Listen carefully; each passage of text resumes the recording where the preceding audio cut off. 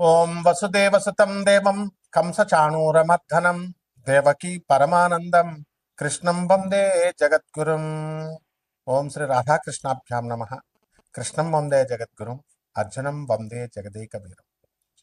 ఇప్పుడు మనకి త్వరలో గురుడు రేవతి నక్షత్రంలో మారబోతున్నాడు. ఎక్కడి నుంచి? మనకి ఉత్తరాభద్ర నక్షత్రంలో మీనరాశిలోనే ఉంటూ ఎప్పటి నుంచి అంటే మే 17, 2026 సంవత్సరం నుంచి రేవతి నక్షత్రంలోకి మారబోతున్నాడు. మరి ఈ మార్పు వల్ల ఏం జరుగుతుందంటే ఎప్పటి వరకు ఉంటాడండి అంటే అక్టోబర్ 9, 2026 సంవత్సరం వరకు ఉంటాడు. ఒక సిగ్నిఫికెంట్ 29-year కార్మిక్ సైకిల్ని ఒక మీకు ఇవ్వబోతున్నాడు అనమాట.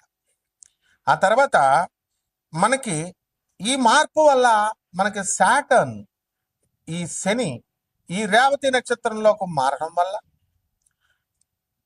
ఫైనాలిటీ వస్తుంది మీకు. అంటే ఏదైనా సరే ముగింపు, ఏది ఏ పని చేసినా సగంలో వదిలిపడేస్తూ ఉంటారు మీరు ఆ గ్రహ ప్రభావం మాట. ఇప్పుడు ఫైనాలిటీ వస్తుంది. అలాగే చక్కగా స్పిరిచువల్ ట్రాన్సిషన్, ఎప్పుడు ఏకాంతంలో ఉండి ఆధ్యాత్మిక ఉన్నతిని మీరు పొందుతారు. అలాగే మీరు చక్కగా కార్మిక్ క్లోజర్ అవుతుంది, మీకు క్లీన్స్ అవుతుంది చక్కగా.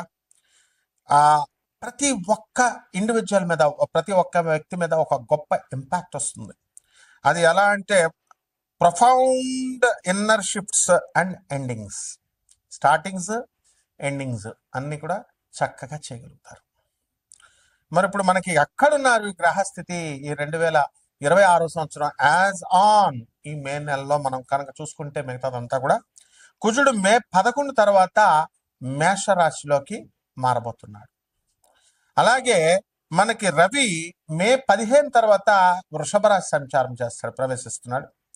అలాగే చక్కగా మనకి బుధుడు మే 15 తర్వాత వృషభ రాశిలోకి వస్తున్నాడు.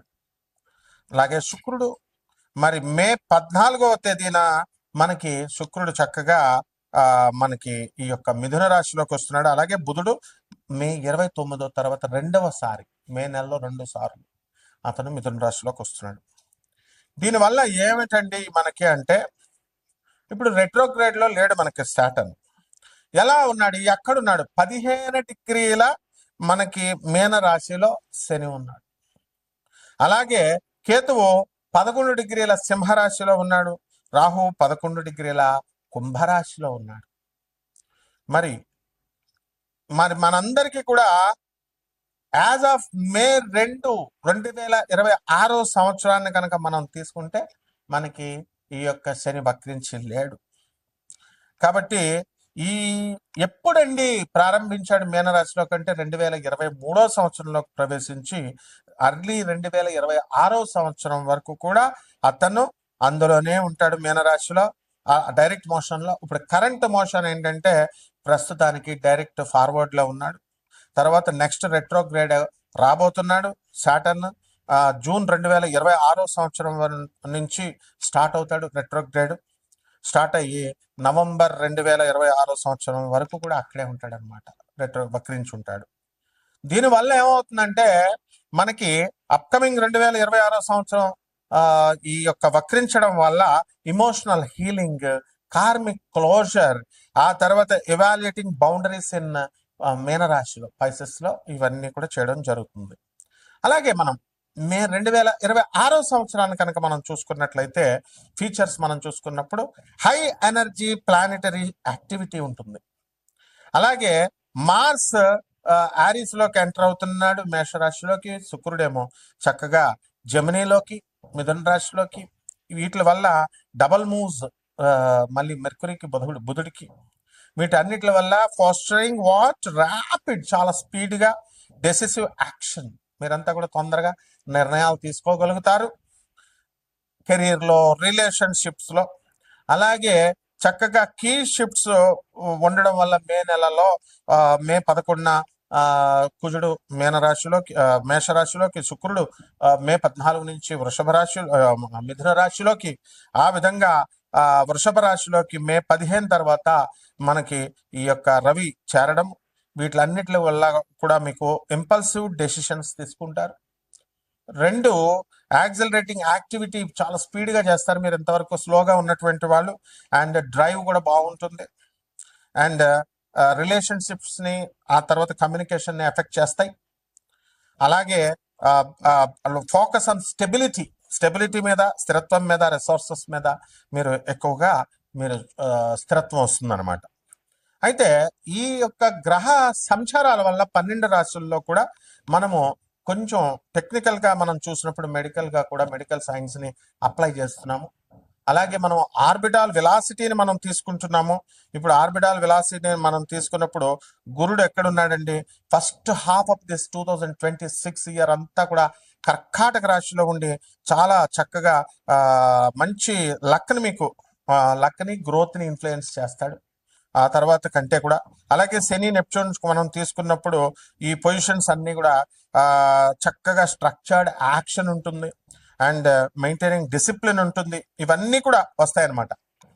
దీనివల్ల మనకి అంతేకాకుండా మనకి అనారోగ్యాలు ఉంటాయి. మానవుడు అన్న తర్వాత రోగాలు అనేటటువంటి కామన్ అండి.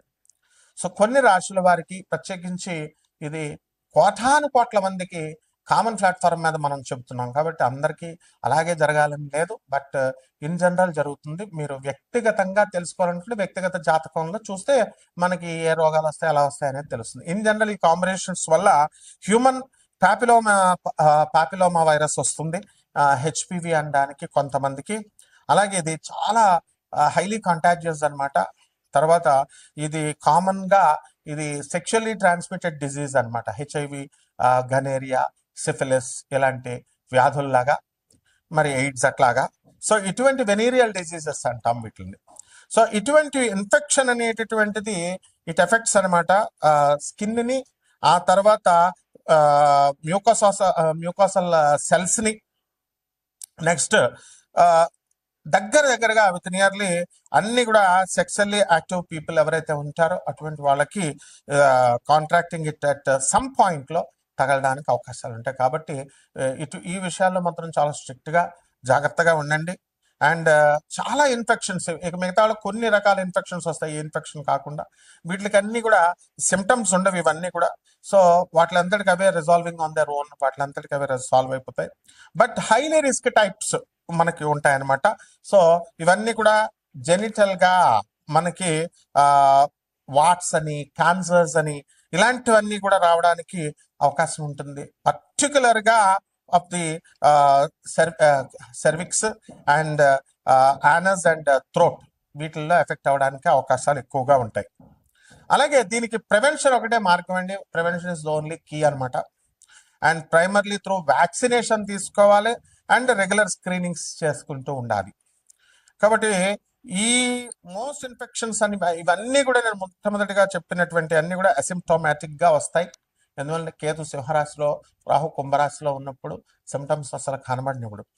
And it will be cleaned by the immune system within 2 yearsలో క్లియర్ అయిపోవడానికి అవకాశాలు ఉంటాయి. కరెక్ట్గా అప్పటికే ఈ మేన రాశికి నుంచి 2.5 సంవత్సరాలు మేష రాశిలోకి వచ్చి అక్కడ ఇంకొక 2 నెలలు మార్చి 2027 వరకు మేన రాశిలో ఉండడం జరుగుతుంది శని. అలాగే PCOS ఆడవాళ్ళకి, మరి ఇటువంటి వాళ్ళకి అందరికి కూడా కొంతమందికి కొన్ని రాష్ట్రాల వారికి ఈ కాంబినేషన్ వల్ల పాలిసిస్టిక్ ఓవరీ సిండ్రోమ్ అంటాం దాన్ని, PCOSని. మరి ఇది కామన్లీ హార్మోనల్ ఇది అండ్ మెటబాలిక్ డిసార్డర్ ఇది. సో ఇవన్నీ కూడా people who are with ovaries, ఈ ఓవరీస్ని ఎఫెక్ట్ చేస్తాయి ఇవి డ్యూరింగ్ దర్ రిప్రొడక్టివ్ టైమ్ అనమాట, periods, years. And irregular periods రావడము, నెక్స్ట్ ఎక్సెస్ ఆండ్రోజన్ లెవెల్స్ ఇవన్నీ కూడా ఉండడం, మేల్ హార్మోన్స్ ఇవన్నీ. అండ్ అలాగే స్మాల్ ఫ్లూయిడ్ ఫిల్డ్ సిస్ట్స్ ఉంటాయి, అదే ఫాలికల్స్ అంటాం, ఆన్ దిస్ ఓవరీస్ మీద ఏర్పడడానికి అవకాశాలు ఉంటాయి. అండ్ హార్మోనల్ ఇంబ్యాలెన్స్ మనం ఎక్కువ చూస్తాం, హై లెవెల్స్ ఆఫ్ ఆండ్రోజన్స్ చూస్తాము, లైక్ టెస్టోస్టిరోన్. ఇవన్నీ కూడా డిజర్వ్ చేస్తాయి మెన్స్ట్రువల్ సైకిల్ని. సో ఇట్స్ లీడ్స్ టు ఇర్రెగ్యులర్గా పీరియడ్స్ మీకు రావడానికి లేదా మిస్డ్ పీరియడ్స్ రావడానికి అవకాశాలు ఉంటాయి.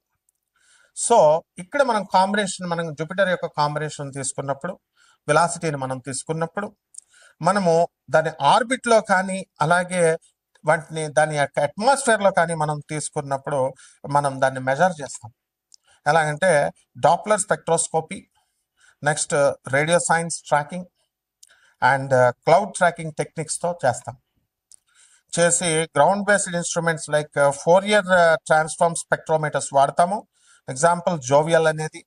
అలాగే ఎస్ప్రెసో స్పెక్ట్రోగ్రాఫ్ మెజర్, దీని నుంచి డాప్లర్ షిఫ్ట్స్ నాసా ఉపయోగిస్తుంది. నాసా జూనో మిషన్ అంటాం. దీనివల్ల deep space network antennas to track radio signals అనమాట. సో దీని నుంచి మనం ఆర్బిటాల్ వెలాసిటీ మనం ఆఫ్ జూపిటర్ మనం తీసుకున్నప్పుడు as on this day 13.06 kilometres per second ఉంది. And determined by tracking its orbit and the sun, around the sun. So ఈ విధంగా ఇదంతా కూడా జ్యోతిష్యం అంటే ఏదో 4వ ఇంట్లో రాహు, 3వ ఇంట్లో శని, ఏమన్నా నాకు బాగుంటుందండి, మా ఆయన మేము కొట్టుకుంటున్నామండి, ఇలా చేసేసారు ఆస్ట్రాలజీ. మళ్ళీ అట్లా కాదమ్మా, చాలా సైంటిఫిక్ ఇది. నేను చక్కగా ఈ యొక్క సైంటిఫిక్గా బాగా చదువుకున్నటువంటి వాళ్ళకే కాకుండా చదువులేనటువంటి వాళ్ళు కూడా మనల్ని సంప్రదించవచ్చు మీరు చక్కగా. కాకపోతే మీరు అండర్స్టాండ్, జెన్యూనిటీకి దగ్గరగా ఉంటుంది. మనం ప్రిసైజ్గా నాసాస్ లైవ్ రిపోర్ట్స్ని బట్టి నేను చూసి చెప్పడం జరుగుతుంది. కాబట్టి మనము మీరంతా కూడా నా ప్రెడిక్షన్స్ అన్నీ కూడా అక్యురేట్గా ఉంటాయి, ఆ తర్వాత ప్రిసైజ్గా ఉంటాయి. సో దానివల్ల మీరు చూసుకోండి. ఇప్పుడున్నటువంటి ఈ గ్రహస్థితి 12 రాశుల మీద ఒక్కొక్కరి వారీగా ఏ విధంగా ఎఫెక్ట్ చేస్తుందో చూద్దాం. మీనరాశి వారికి అందరికీ కూడా మంచి రోజులు వచ్చేస్తున్నాయండి. దగ్గరలో ఉన్నారు మీరు బెల్ కొట్టడానికి. అక్కడ బెల్ అంటే పైకి వెళ్ళిపోవడానికి కాదు నాయన, ఏజ్ అయిపోయిన వాళ్ళు. Still they will live. Okay, first అసలే శని రేవతి నక్షత్రంలోకి వచ్చాడు. 80 సంవత్సరాల ముసలాయన కూడా మంచి హ్యాబిట్స్ మంచి కనుక నేర్చుకుంటే గురుడు 5వ ఇంట్లోకి వస్తున్నాడు. ఆయుర్దాయం పెరగడానికి అవకాశాలు ఉంటాయి. లారీ వచ్చి కారు వచ్చి గుద్దేసినా సరే మళ్ళీ బట్ట కట్టేస్తాడు అనమాట. That is the power of the Jupiter. కాబట్టి ఈ యొక్క జూపిటర్ అసలే మనకి శని 15 డిగ్రీల మీనరాశిలో ఉన్నాడు. కేతు 11 డిగ్రీల సింహరాశిలో, రాహు 11 డిగ్రీల ఈ యొక్క కుంభరాశిలో ఉన్నాడు. మరి ఈ విధమైనటువంటి శని నెప్ట్యూన్ ఇద్దరు కూడా కలిశారు. అంటే ఈ యొక్క కాంబినేషన్ వల్ల గురుడు మనకి 4వ ఇంట్లో ఉండడము, దాంతో శుక్రుడు మే 11 తర్వాత మనకి మిథున రాశిలోకి, బుధుడు మరి మే 29 దాటిన తర్వాత మిథున రాశిలో అర్ధాష్టమంగా ఉండడం ద్వారా మీకు ఇల్లు లేనటువంటి వాడికి ఇల్లు కొంటారు, పెళ్ళాలు లేనటువంటి వాడికి పెళ్ళాలు వచ్చేస్తారు, వివాహాలు అయిపోతాయి. Believe me. అసలు ఏంటంటే మాకు పెళ్ళి అవ్వట్లేదండి, జాబ్ లేదండి పెళ్ళి ఇవ్వట్లేదండి అనుకునేటటువంటి వాళ్ళందరికీ కూడా పెళ్ళిళ్ళు అయిపోతాయి. మనం అందరం కూడా పెళ్లి ఫంక్షన్స్కి రెడీగా ఉండండి, చిన్నపిల్లలంతా. అదేవిధంగా ఈ యొక్క రాశి వారికి జన్మంలో ఉన్నటువంటి శని గ్రహ ప్రభావం వలన బద్ధకం, రేపు చేద్దాం తర్వాత చేద్దాం పని అనేటటువంటి ధోరణిలో ఉంటారు. ఇప్పుడు just wait for some time, 2 June 2026 మీ స్టార్ మారిపోతుంది. విదేశాలకు వెళ్ళాలనుకునేటటువంటి వాళ్ళు విదేశాలకు వెళ్ళిపోతారు. అందరు చిన్నపిల్లలు ఖాళీగా మేము పిల్లలందరూ మిమ్మల్ని ఏడిపిస్తున్నారు అనేటటువంటి వాళ్ళందరూ స్కూళ్ళల్లో వేసేస్తారు, మీరు హాస్టల్స్లో వేసేస్తారు, బేబీ కేర్ సెంటర్లో వేసేస్తారు. పిల్లలు ఏడిపిస్తారా? ఆ విధమైనటువంటి బెనిఫిట్ మీ అందరికీ కూడా మీనరాశి వారికి వస్తుంది. అలాగే ధనస్థానంలో కుజుడు స్వక్షేత్ర గతుడవుతున్నాడు. ఏమనుకుంటున్నారు అసలు మీరు? మీ ఆదాయాలు పెరిగిపోతాయి, సంపాదన పెరిగిపోతుంది. రవి బుధులు తృతీయ స్థితిగతులు అవుతున్నారు వృషభ రాశిలోకి మే 15 దాటిన తర్వాత. ప్రభుత్వాల నుంచి మీకు ఉపయోగాలు, మీ తండ్రి మీకు ఆస్తులు రాసి ఇచ్చేస్తాడు, వాటాలు వేసేస్తాడు. ఏమన్నా మా నాన్నగారు ఇవ్వట్లేదండి, ఎలా ఇవ్వుతారు రా నాయన, మార్చేశారు. అసలు ఒక్క బుద్ధి లేదా? మీ నాన్న చచ్చిపోయేటప్పుడు ఇస్తారు, అయితే బతుకున్నప్పుడు ప్రాపర్టీస్ పెద్దోడికి ఎక్కువ ఇచ్చేస్తున్నారు, చిన్నోడికి ఎక్కువ ఇచ్చేస్తున్నాడు, మధ్యలోడికి ఎక్కువ ఇచ్చేస్తున్నారని ముందే మొదలు పెట్టారు. బట్ నువ్వు అలా చేస్తావా నీ పిల్లలకి? రేపు నీకు ఫుడ్ పెడతారా పెట్టరో తెలియదు. So don't try to change the old customs. ఈ విధంగా కొన్ని అట్లీస్ట్ మోడర్నిటీ ఉండాలి. But this is not modernity. మీ నాన్న పేరు మీద ఉన్నటువంటి ఆస్తంతా నీకు రాసేసి ఇలా అడుక్కోవాలన్నమాట. అరే 100 రూపాయలు ఇవ్వరా అని నువ్వు బిల్డప్ ఇస్తూ ఆలోచిస్తూ ఇస్తావు. Is this the way? మీ నాన్న చిన్నప్పుడు మిమ్మల్ని అలా పెంచాడా? మీ చేతిలో డబ్బులు ఎంత ఉంటే అంత పాపం ఇచ్చేవాడు కదా, మరి నువ్వు ఇవ్వాలి. సో ఈ రకంగా ఎల్నెట్స్ కాబట్టి రకరకాల అపనిందలు ఇవ్వడానికి అవకాశాలు ఉన్నాయి. స్త్రీల వలన మీకు అందరికీ కూడా ప్రాబ్లమ్స్ రావడానికి అవకాశం ఉన్నాయి. ప్రభుత్వం నుంచి కలిసి వస్తుంది, but at the same time some టెక్నికల్గా కొన్ని ప్రాబ్లమ్స్ రావడానికి ప్రభుత్వం నుంచి పాలసీ మేకింగ్లో రావడానికి అవకాశాలు ఉంటాయి. కాబట్టి పరిహారాలు చేసుకోండి, శని జపం చేయండి, శని స్తోత్రాలు చదవండి, శనికి కిలో పావు నల్ల నువ్వులు నల్లని వస్త్రాన్ని పేద బ్రాహ్మణులకి శనివారం నాడు ఉదయం 8 గంటలకి దానం చేసుకోండి. దశ మహావిద్యాల్లో ఒకటైనటువంటి మహాకాళి అమ్మవారి యొక్క హోమాన్ని మీ ఇళ్లలో చేసుకోండి, మంత్రజపాన్ని చేయండి. ఈ విధంగా చేయడం ద్వారా బ్రహ్మాండంగా ఉంటుంది. శుభమస్తు.